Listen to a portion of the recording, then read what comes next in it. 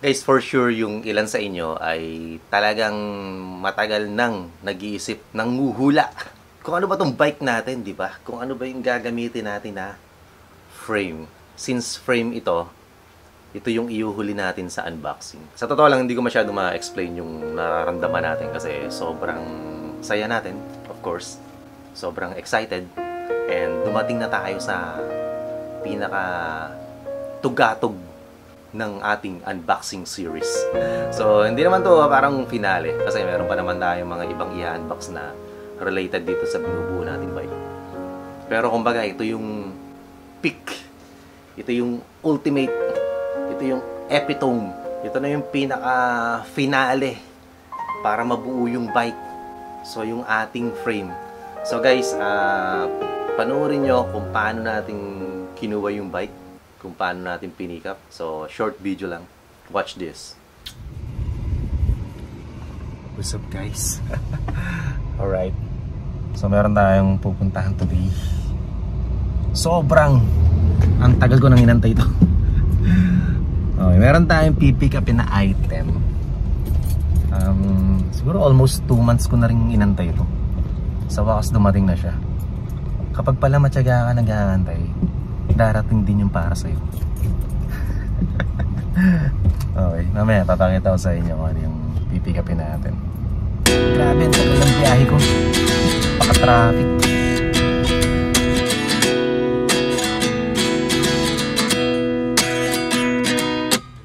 At 29 and I find myself wondering what did happen to the last 10. I ran away with my life, fast forward, never turn back again. It's kind of funny that the more we pass time, the more we need to set the rewind. And 19 was the year I had to leave you, but now I'm seeing all the signs. Is this... Woohoo! Guys, nakuha na natin, na-pick up na natin yung pick upin natin. Dinayo natin dito sa QC.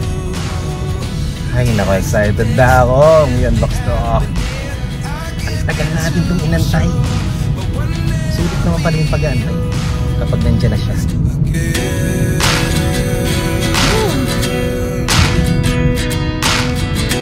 Life lessons come 1 in a dozen. The other 11 give something from nothing. I sit here looking for an answer. Maybe the biggest question was in the last chapter. You gave me the soul I have today. Without you I never could have moved away.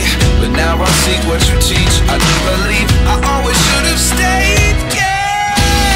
Is this really happening? I can't believe it's true. I'm just as surprised as you.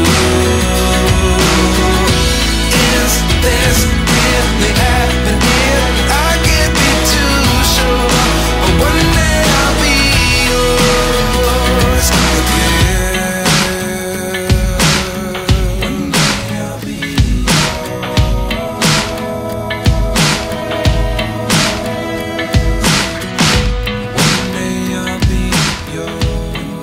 Alright, so yun na nga. Nakuha na natin yung bike sa isang shipping company. So hindi ko na lang i-reveal kung ano yung shipping company na yun. Papasalamat tayo kay Lord kasi syempre nagkaroon tayo ng ganitong bitikleta. And syempre nagpapasalamat din tayo kay Ange, kay Mrs. Kasi syempre kung hindi naman sa suporta ng mga mahal natin sa buhay, hindi rin naman natin mabibili to, di ba? Syempre kailangan magpaalam pa rin tayo kahit galit sila.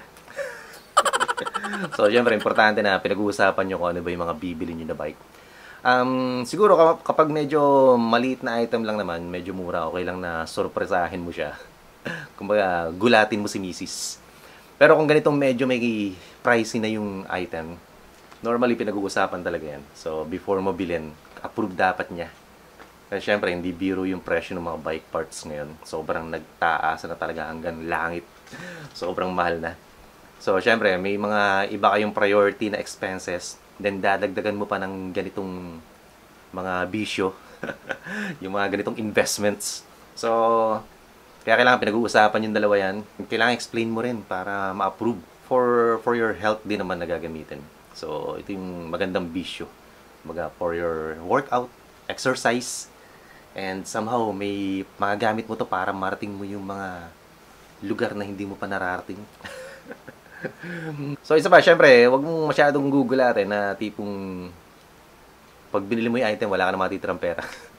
Gaya nga na sinabi ko sa mga previous na unboxing natin, pinag-iipunan muna natin yung item bago natin binili. So, kailan ko ba binili yung frame na to? Sa totoo lang, almost 1 year ago pa.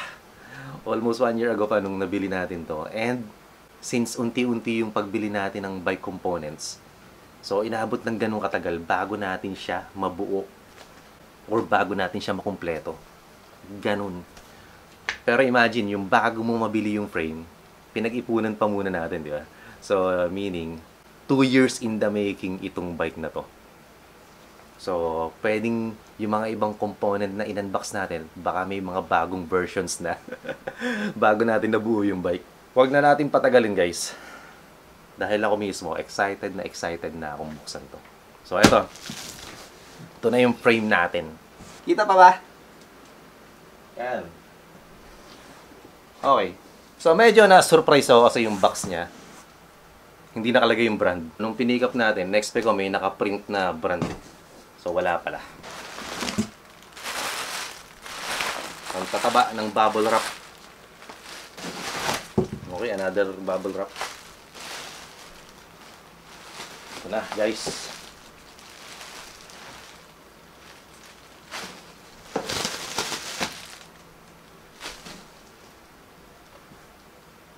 Ano, ilalabas ba natin? Okay. Uy! Additional parts inside. So, ito yung ano, fork. Ito na yung frame natin, guys.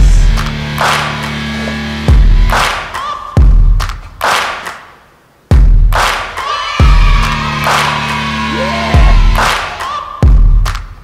Ano, may nakatama ba ng hula kung ano yung frame natin? Linsky! Linsky! Guys, sa totoo lang parang medyo naiyak ako. Naiyak. Sensya na, medyo emotional tayo kasi. So ito yung kumbaga bunga ng mga pagsisikap natin sa buhay. So may sticker na pala ng Aristocrata Studio. Ito yung bunga ng mga pagsisikap natin sa buhay. At least nakabili tayo. Hindi siya ganung kadali na nabili kasi syempre nga pinag-iipunan natin. Pero worth the wait, yun lang masasabi ko. Worth the wait. So yung binili natin ay Linsky GR300. Actually, every time na makakakita ako ng Linsky or titanium frame sa mga rides, na-amaze talaga ako sa itsura. Parang ang lakas ng dating. So kaya sobrang naging interesado talaga ako na magkaroon nito. And isa pa, pang gravel talaga siya, pang bike touring, pang long distance ride, comfort, shock absorbing, so lahat-lahat na. So kaya ito yung binili natin. Medyo may kamahalan yung frame, syempre. Pero yun nga, kung ito naman talaga yung gusto natin, so why not, di ba? So pag-iipunan mo naman. So syempre, since titanium siya, may kabigatan ng konti. So ang tawag sa ganitong finish ay industrial mill. Industrial mill. So meron kasing isang version to na brush type yata yung tawag. Yung brush type, may additional pa kasing bayad siya. So, mga almost 10,000 yata or mahigit pa. So, ang itsura nito ay para siyang glossy. Parang nananalamin. So, ganun kakintab. Parang hindi ko rin masyadong trip kasi yun. Kaya pinili natin tong industrial mill. Alright? Then, meron siyang red na, dito? Emblem. So, brass na head badge. Brass siya. Ano? Yung kulay niya, brass. Yung decals niya ay black. So yung decals niya, masasalat mo talaga na sticker, nakadikit lang yung sticker. Para sa akin, mas okay yung ganitong klase ng decals. Meron kasing isang version na naka-etch yung brand. So gagasgasin niya na naka-Linsky. Ang alam kong panghugas dito, Scotch Brite yata eh. So pag inugasan mo, baka kasi ang mangyari, yung in-etch na yun na brand name, baka mabura din, baka matanggal. So yun yung isang worry ko. Kaya mas pinili ko na lang itong yung sticker, yung decals na black. Yung binili natin ay meron kasi itong version na external routing or internal routing. So syempre ang pinili natin ay internal routing. Tapos kasi nung una hindi ko pa sigurado kung anong group set yung ilalagay ko. Kaya ginawa ko, nag-add ako ng extra payment para naka-ready siya for electronic shifting. So, pang DI2. So, meron siyang mount sa taas. Meron din siya dito sa seat tube. Meron din sa down tube.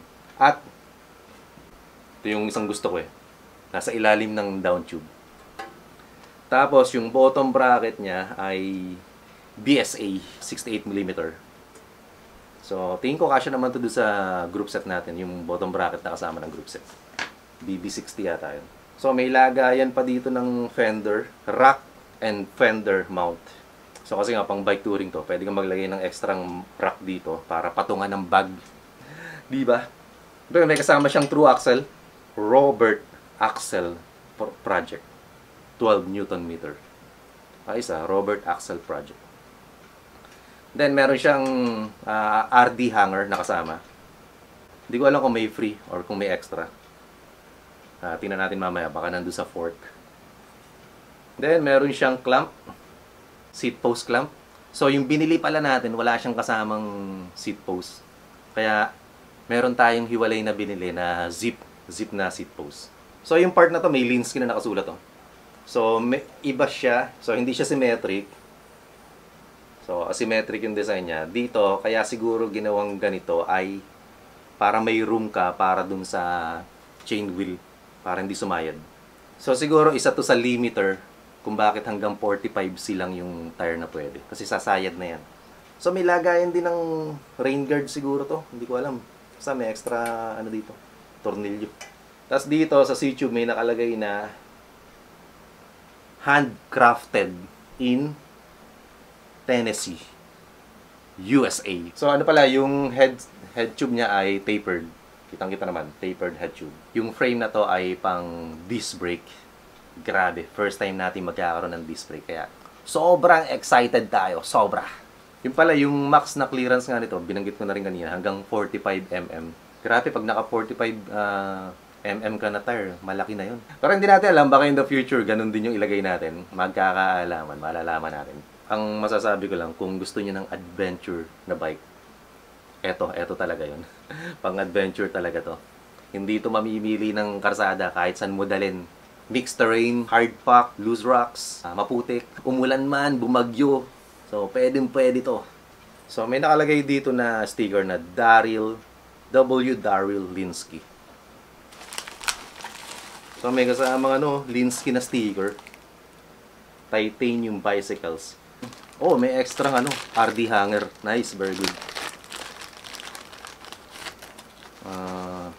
So, may Linsky na sticker. Merong, of course, yung expander tsaka top cap na FSA. So, branded talaga. So, FSA yung expander niya. Tsaka top cap, top cover ng head tube. Ito, nakakatuwa. May extra na RD hanger. Then, yung mga grommet niya. Grommet ba tawag dito? Mga rubber. Mga cover ng mga butas ng frame nandito. Then, ito, tingin ko, ito yung yung headset or yung bearing.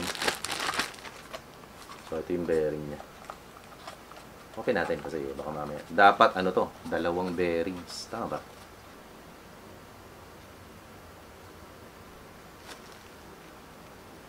Okay, Crane Creek yung bearing. Nice! Okay, so meron siya, of course, dapat lang. So, may dalawa siyang bearing na pang tapered. Tapos yung Crane Creek na, ano ba tawag dito? Basta, yung sa head tube to Actually, after nitong unboxing natin, dadaling ko na to sa, sa bike shop. Kasi, ipapabuo na natin yung bike. Ito na, yung ating tinlor. So, carbon to. Carbon siya. Tapered. Tapos, may rubber dito. Para dun sa bearing. Tapos, para saan ba to? So, hindi ko alam kung para saan to. Baka to. Mount ng fender. Pang mudguard.